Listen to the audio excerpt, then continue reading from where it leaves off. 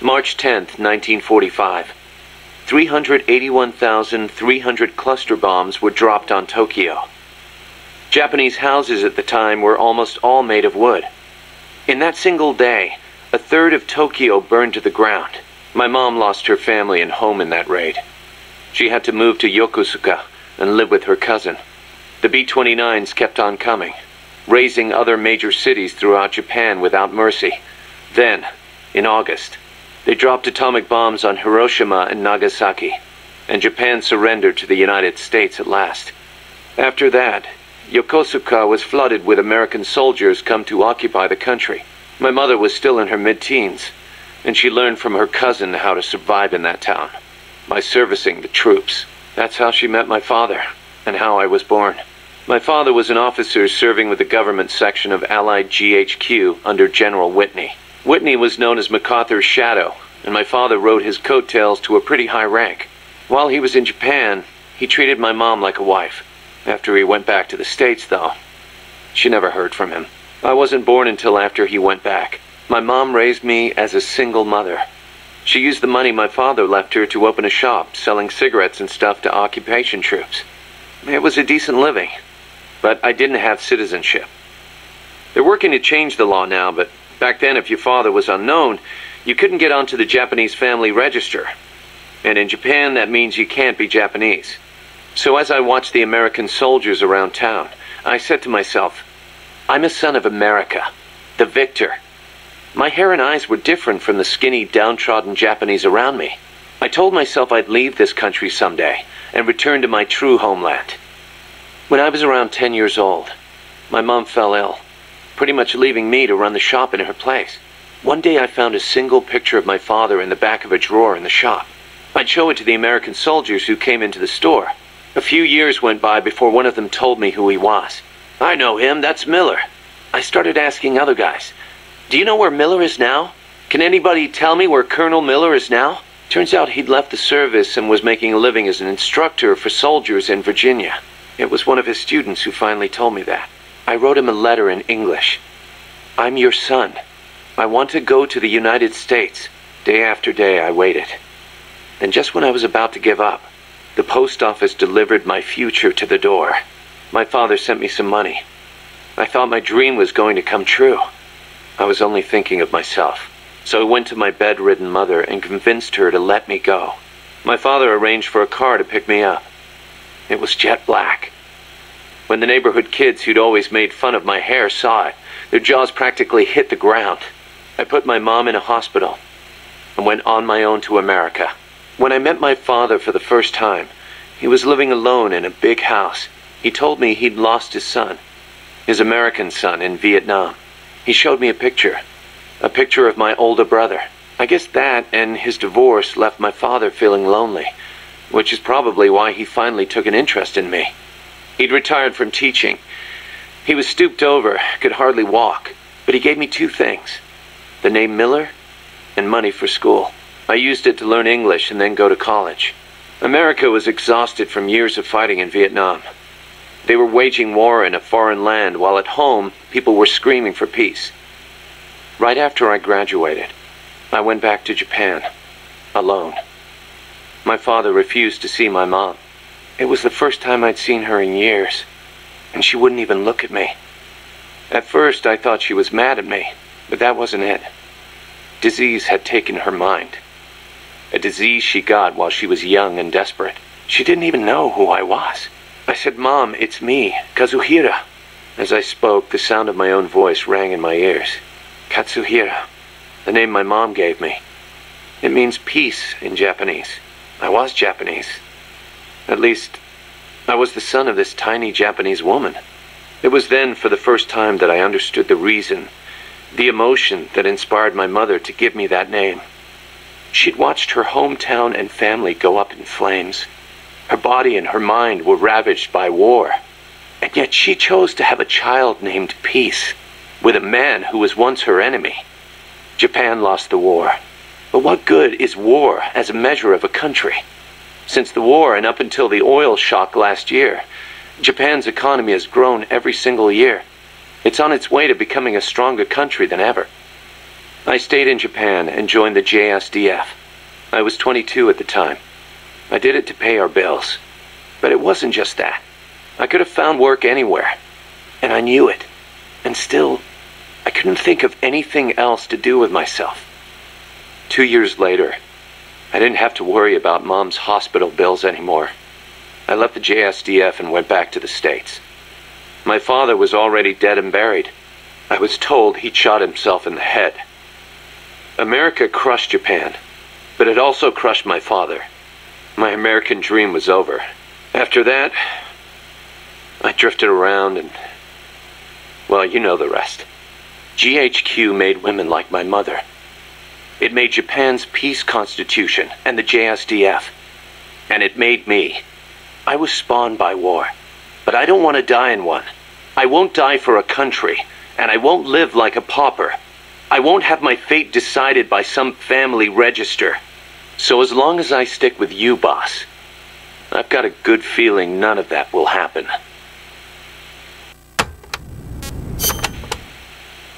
Life's funny sometimes, isn't it? What brought that on? We first met as enemies on the battlefield, and now here we are fighting side by side. You mean Colombia? Yeah, after I quit the JSDF. I made my way there and got myself a position as a drill sergeant for a band of revolutionaries, despite the fact that I'd never seen a day of combat. I see you had the gift for talking business in Spanish even back then. Oh, come on, stop it. You're making me blush. Unlucky for me, though, you were in the service of the Colombian army. I remember it like it was yesterday. It all happened in an instant. You guys ambushed us, and half my unit was taken out. My mind went totally blank. I couldn't keep it together.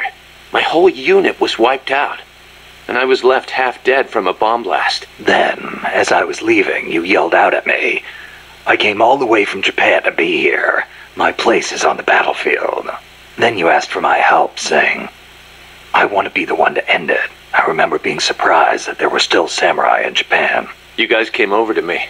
I had a grenade hidden under me, but even then you were too fast. The second I pulled the pin, you grabbed the hand I was using to hold the grenade with both palms. I didn't want it to go off. I'd heard samurai were a proud bunch. I wanted to know why one of them would stoop so low as to try to take his opponent with him. And I said, I'll never lose again. We'll never lose again. Yeah. We'll do whatever it takes, but we'll never be beaten again. Then, I passed out from the blood loss. When I woke up, I was in your camp's infirmary, stuck full of tubes. Why'd you save me? Your enemy after I tried to kill you. Because you swallowed your pride and fought with everything you had. I just didn't want to lose. You found a way to fight back, even in the face of death, even when you knew you were going to die. That's the mark of a true warrior.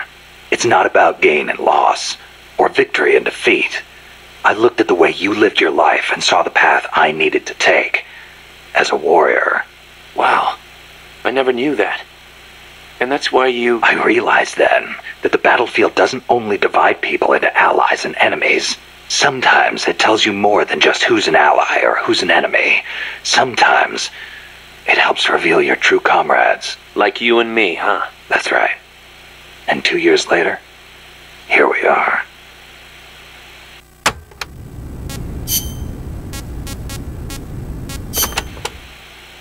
Don't carry any more gear than you need. If you try and stuff your entire arsenal into your backpack, it'll be too heavy and your mobility will be impaired. You'll only be hurting yourself. I know. Take only what you need. Every rookie knows that. You can check the weight of your gear before heading out. So make sure you do. Got it.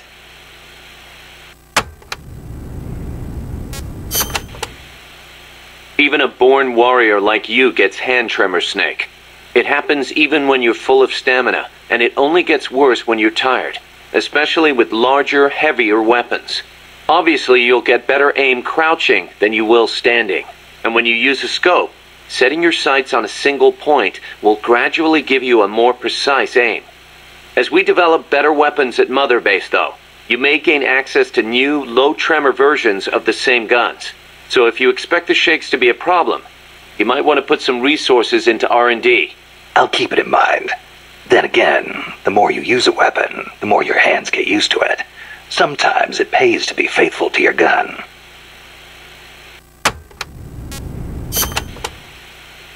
Choosing the right uniform is crucial. Pick one that matches the mission objective and your own combat style.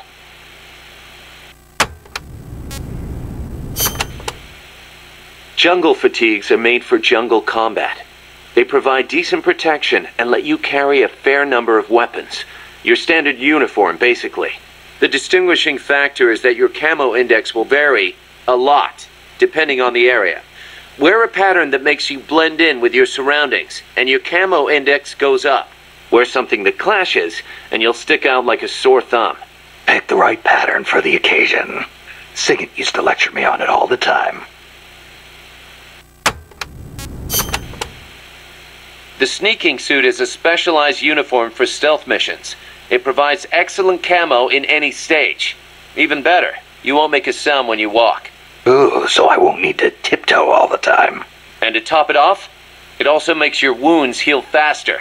The fabric exerts just the right amount of pressure on your body to help stop bleeding. Huh.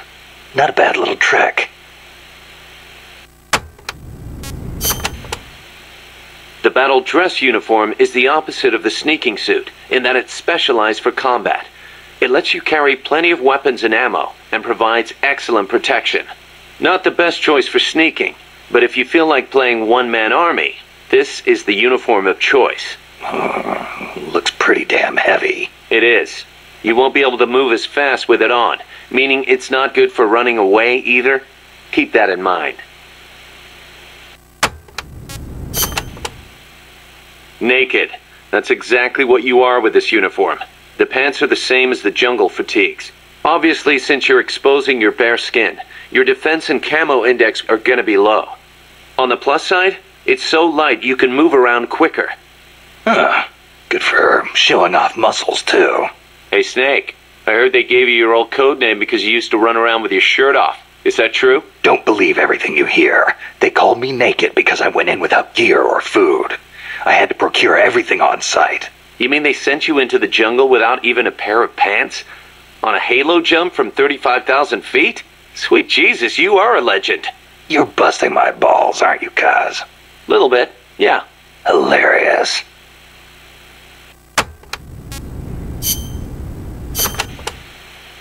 Cooperative operations, or co-ops for short, is the term for taking on missions in teams of 2 or more. The basic co-ops unit is a 2-man cell. Even a single teammate is great to have in enemy territory.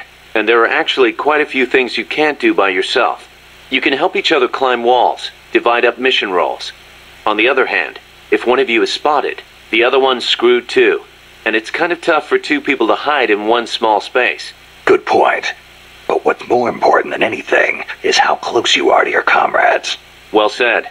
Working as a 2-man cell can make the mission easier or harder, depending on how well you work together. It's also good to note that if you've got a clear, specific objective, it can be to your advantage to use an even bigger team. That said, teams of 3 or more run a much greater risk of being spotted. Yeah. In a sneaking mission, the fewer people you have, the easier it is to get around. In co-ops, you can trade weapons and equipment with your teammates. You can also display your teammates' inventories from your weapon or equipment menu. Ammo is shared too, of course. Ammo, sure. How about life? That also shared? Yep. You all sink or swim together. Your teammate dies, you die. You need to be within a certain distance of each other to swap items. Yeah, I know. I've been in this business so long I can virtually see that distance. Looks kind of like a ring in my head. That's why you're the boss.